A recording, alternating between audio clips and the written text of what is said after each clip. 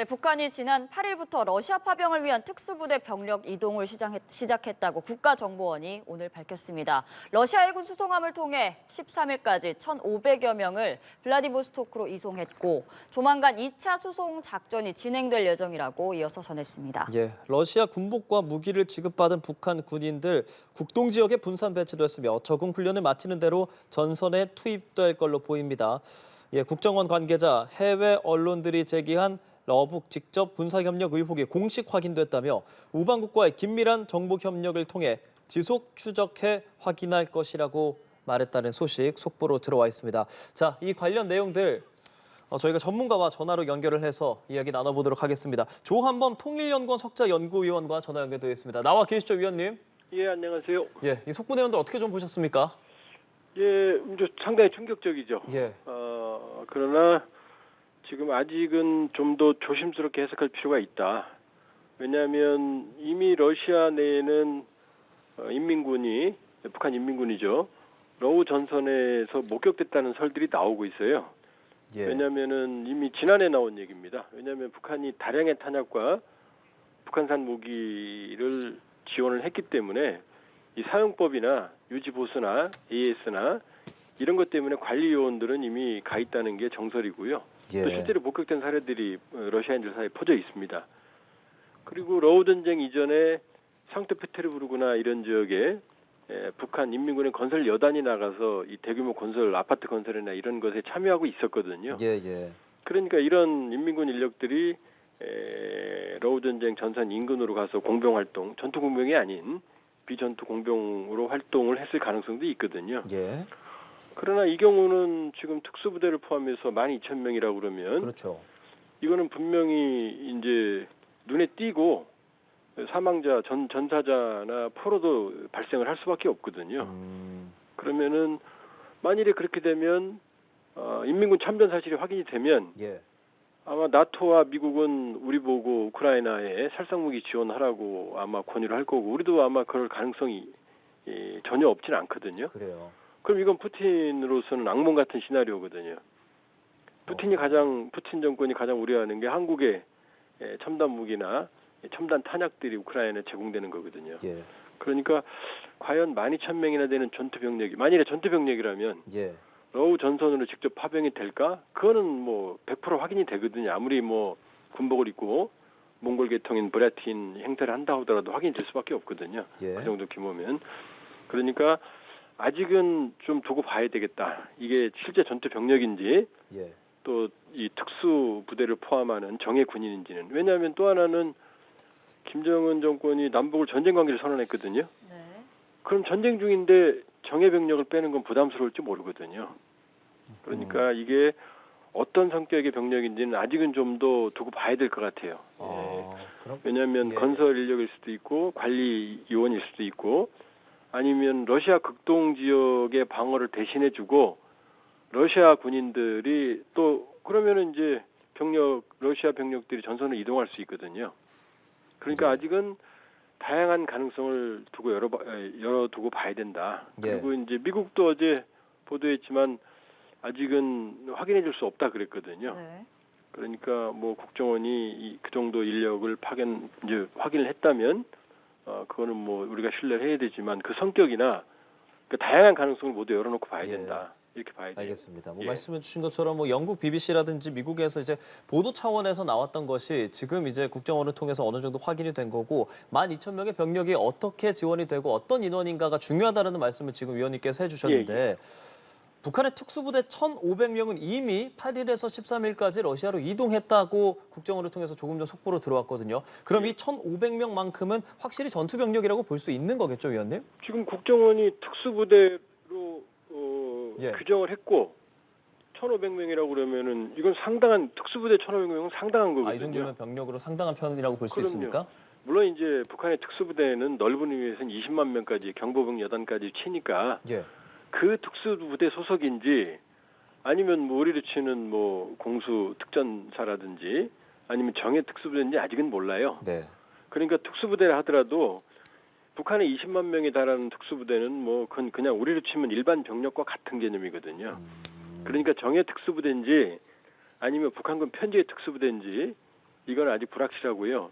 만일에 정예 병력 1,500명이 갔다 그러면은 이거는 북한으로서 상당한 모험을 한 거고, 만일에 이게 정말로 정예 병력 1,500명이라고 그러면은 우리가 묵과할 수 없는 거고, 이렇게 되면 우리가 우크라이나 이게 확인이 되면 대규모 살상 무기를 지원하는 명분으로도 활용이 될 수 있거든요. 예. 네. 그러니까 과연 전쟁 관계를 선언한 김정은 정권이 정예 특수부대라고 할 경우에 그 정도를 파견했을지, 푸틴 대통령이 그 정도 병력을 받고 이런 한국이 우크라이나에 대규모의 탄약과 무기를, 이게 우크라이나하고 나토, 미국의 지금 가장 원하는 바거든요.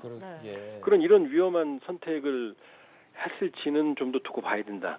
그러나 국정원 발표의 신빙성은 우리가 믿어야 되니까요. 그 정도 병력이 갔다 그러면은 그게 사실이라면 상당한 충격적인 소식인 건 틀림없습니다.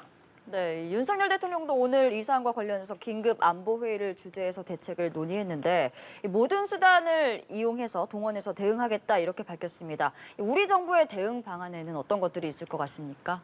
그게 이제 가장 큰 카드가 이제 우크라이나 카드거든요. 네. 말씀드린 대로 지금 우크라이나 푸틴 정권이 이 여러 가지 면에서 가장 우려하는 게, 지금 나토도 그렇고 미국도 그렇고 이 대규모 군수 지원의 한계를 보이고 있는데 한국군은 그럴 여력이 있거든요. 그러니까 지금 당장 그게 확인이 된다 그러면 예. 우리로서 국제 안보에 기여를 해야 되는 거고, 또 북한이 행위에 대해서 자유진영으로의 일부로서 우리가 책임이 있거든요. 그렇게 보면은 제일 큰 카드는 이제 우크라이나에 대한 살상 무기 지원이죠. 이 살상 무기의 지원의 이제 폭이 점점 이제 무한정 넓어질 수 있죠. 예를 들면 초기부터 중기, 그다음에 장기, 규모별로 단계적으로 우리는 카드가 많이 있죠. 그러니까 우리가 쓸 수 있는 가장 큰 효과적인 카드는 우크라이나에 대한 살상 무기 지원이다, 이렇게 볼 수 있죠. 그렇군요. 알겠습니다. 그리고 지원 얘기해 주셨으니까 사실 뭐 인력 지원뿐 아니라 무기를 지원하고 있다라는 것은 계속해서 나왔던 이야기인데, 이번에 국정원에서 확인해 준 내용에 따르면 13,000개 컨테이너로 러시아에 살상 무기를 지원했고, 이게 작년 8월부터 지원한 것이고 포탄으로 치면 800만 발 이상으로 추정된다. 이 규모 그리고 이 보도에 대해서는 어떤 생각하십니까? 그러니까 이제 어떻게 해석을 하셔야 되냐면요. 예. 지금 뭐 러우 전쟁이 뭐 첨단 전쟁인 것 같지만 사실은 포탄을 하루에 누가 많이 소모하느냐라는 1차 세계대전 이후 거의 변화하지 않는 그런 전장의 법칙이 확인이 된 거거든요. 예. 그래서 800만 발이라고 했을 때는 예. 13,000개의 컨테이너에 탄약만 가지는 않았을 거 아니에요. 미사일도 가고 장비도. 그러니까 이걸 네. 러시아군이 주력으로 쓰는 152mm 포, 이제 우크라이나나 이제 서방은 155mm를 쓰거든요. 예. 그러니까 152mm, 그러니까 모두 13,000개 컨테이너가 152mm 포탄이라고 환산을 했을 때 800만 발이라는 계산인 거고요. 러시아군이 정확히는 모르지만 하루에 10,000발에서 한 3만 발 정도의 152mm 포탄을 소비하는 걸로 추정이 되거든요. 그러면 지금 얼마만한 물량이 갔는지 어마어마한 물량이 간 거죠. 그러니까 10,000발에 치면 뭐 몇 년치가 간 거고, 3만 발로 쓴다고 하더라도 거의 뭐 지금 2년치에 가까운 게 간 거거든요.